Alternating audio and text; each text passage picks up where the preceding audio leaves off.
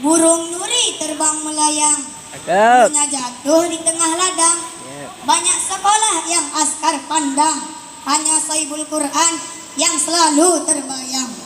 Assalamualaikum warahmatullahi wabarakatuh. Waalaikumsalam warahmatullahi wabarakatuh. Hamdan bila ghayah, syukran bila nihayah. Alhamdulillahilladzi ja'alal qalama lil kitabah, wal kitabah lil qiraah, wal qiraah lil ma'rifah, wal ma'rifah lil ibadah lillahi ta'ala. Yang terhormat Dewan Juri yang adil dan bijaksana, yang saya hormati Ustadz dan Ustazah para pembimbing dari cilik, serta peserta lomba dari cilik yang saya banggakan. Begitupun yang membanggakan saya. Apa kabar semuanya? Sehat? Alhamdulillah. Baiklah, perkenalkan saya Askar dari SDI Umairah Kubang Jaya. Izinkan menyampaikan tausiah dengan judul Menjadi Generasi Muda Islam yang Berguna. Kalau kita membicarakan tentang masa muda dan kesuksesannya, maka Baginda Rasul adalah teladan yang sukses memanfaatkan masa mudanya, memiliki etos kerja yang tinggi, mengabdi kepada masyarakat, sehingga tercatat manusia yang paling sukses dalam sejarah manusia. Selain itu, ada tokoh yang lain. Imam Syafi'i usia 9 tahun sudah hafal Al-Quran. Kemudian Ibnu Sina di usia muda sudah menjadi bapak kedokteran dunia dan yang lainnya.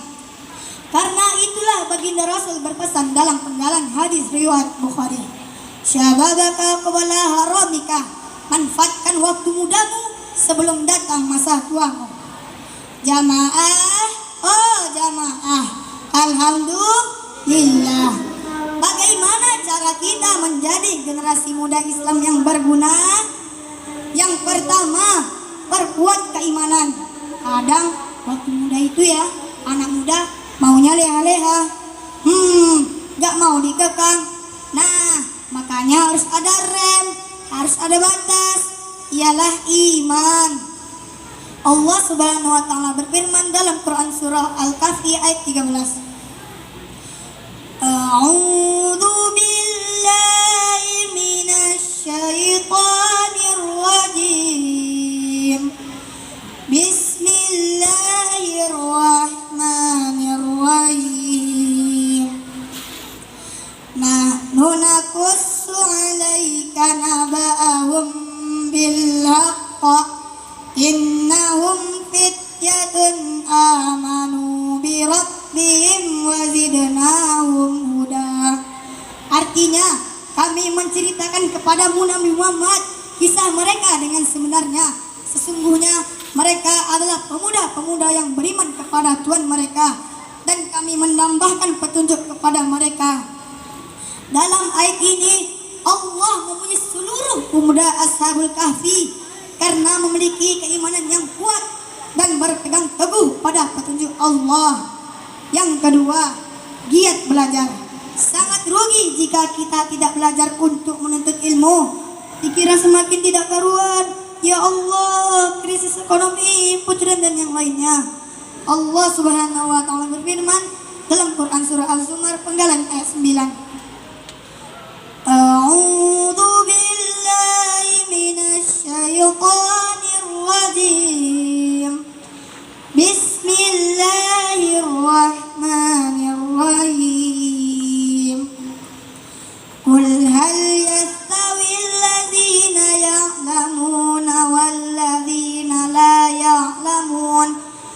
Innama yatazakkaru ulul albab.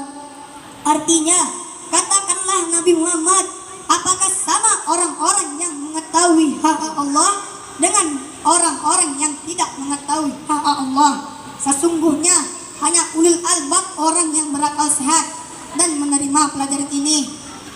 Dalam ayat ini Allah memberikan pernyataan dengan tegas perbedaan orang berilmu dan tidak berilmu. Ada peribahasa mengatakan kalau kita belajar di waktu kecil ibarat mengukir di atas batu, tapi kalau kita belajar di masa tua ibarat melukis di atas air. Makanya, mumpung masih muda, tuntut ilmu sebanyak-banyaknya. Kenapa? Karena di dalam tafsir Al-Baydawi, Quran surah Al-Mujadilah dijelaskan, Allah akan meninggikan derajat orang-orang yang beriman dan berilmu beberapa derajat dengan pertolongan di dunia dan di akhirat. Jangan lupa, kalau sudah punya ilmu, amalkan. Yang ketiga, atur waktu sebaik-baiknya. Muda-mudi di zaman ini senang dicari setiap hari, hura-hura dan lupa diri, lupa mengaji dan lupa mati. Nah, ada dua kenikmatan yang sering dilupakan oleh kebanyakan manusia, yaitu kesehatan dan waktu luang.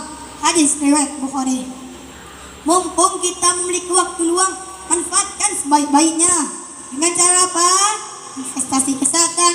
Investasi enggak selalu syarat, tapi juga kesehatan, makanan sehat, olahraga teratur, dan istirahat yang cukup. Kemudian, tentukan prioritas dalam hidup. Fokus pada target. Kita ingin menjadi pengusaha sukses. Mengajar, fokuslah. Sabda Rasul. Bersungguh-sungguhlah dalam mendapatkan apa yang bermanfaat bagimu. Minta pertolongan pada Allah. Jangan sekali-kali kamu merasa lemah. Hadis riwayat Muslim. Kemudian, tebarkanlah kasih sayang dan manfaat ini sebanyak-banyaknya. Sabda Rasul, sayangilah yang di bumi, niscaya yang di langit akan menyayangimu. Hadis riwayat Bukhari. Kemudian, peliharalah hubungan baik antara keluarga, saudara, dan teman. Di masyarakat kita bisa mengabdi, berkontribusi pada komunitas sosial yang membantu banyak orang.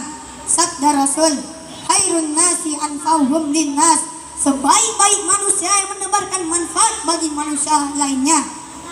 Hadis riwayat At-Tabrani. Maka sahabat dai, di dalam syarah kitab Tanbihul Ghafilin karya Syekh Samarqandi, pergunakan masa muda sebaik-baiknya. Apa yang dikerjakan di masa muda belum tentu bisa dikerjakan di masa tua.